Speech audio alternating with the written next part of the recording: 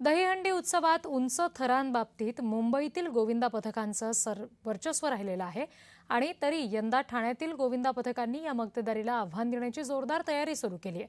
ठाण्याचा राजा आणि सीपी तलाव गोविंदा पथकानं सरावालाच 9 थर लावून नव्या विक्रमाची तयारी सुरू केलेली आहे।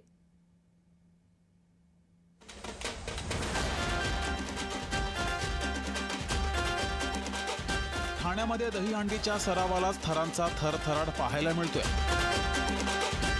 दहीहंडी उत्सवात मानाच्या हंडी फोडण्यासाठी गोविंदा पथकांमध्ये चढाओढ असते। यावेळेस 9 थर लावण्याची मुंबईतल्या मंडळांची मक्तेदारी मोडीत काढण्याचा ठाण्यातील गोविंदांनी चंग बांधलाय।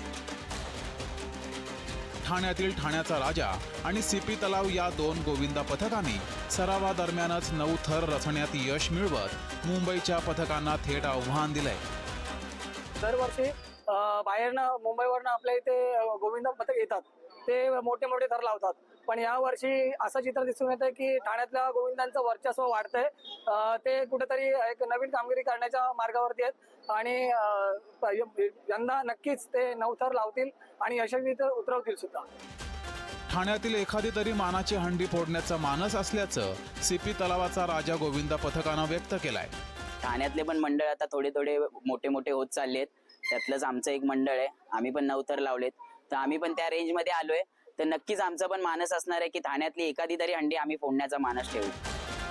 गोविंदांनी यावेळेस सरावालाच 9 थर रचून आपले मनसुबे जाहीर केलेत। प्रत्यक्ष गोपाळकालेच्या दिवशी थरांचा हा थरथराट 9 थरांपेक्षाही वर जाणार का याची उत्सुकता अवघ्या महाराष्ट्राला लागली आहे।